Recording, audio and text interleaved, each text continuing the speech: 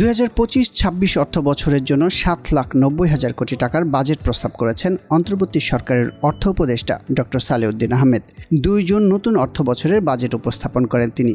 এবারের বাজেটে নির্বাচন ব্যয় ও জুলাই যোদ্ধাদের ভাতা, চিকিৎসা ও পুনর্বাসনের জন্য বরাদ্দ রাখা হয়েছে।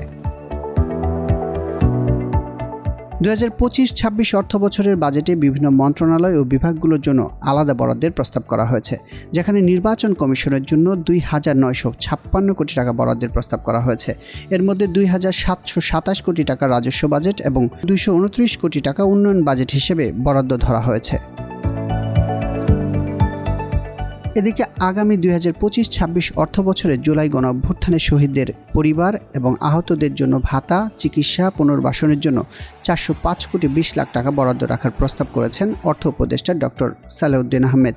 এছাড়া এবারের বাজেটে জুলাই যোদ্ধা করদাতাদের ক্ষেত্রে করমুক্ত আয়ের সীমা 5,25,000 টাকা নির্ধারণ করা হয়েছে।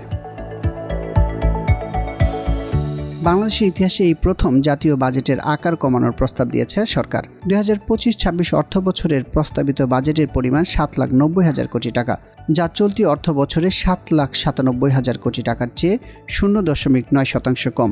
এর মধ্য দিয়ে 1972-73 অর্থ বছর থেকে চলা বাজেটের ধারাবাহিক প্রবৃদ্ধির ধারা প্রথমবারের মতো ভেঙে গেল।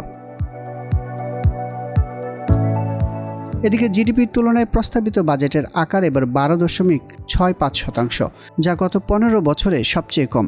এর আগে সর্বশেষ এত কম অনুপাত দেখা গিয়েছিল 2010-11 অর্থ বছরে, তখন অনুপাত ছিল 12.52%। বাজেটের বিষয়ে অর্থ মন্ত্রণালয়ের কর্মকর্তারা জানান, বাজেটের এই কাটছাঁট রাজস্ব একীভূতকরণের কৌশলের অংশ, যা বাস্তবায়নযোগ্য এবং আরও দক্ষ আর্থিক পরিকল্পনা নিশ্চিত করবে।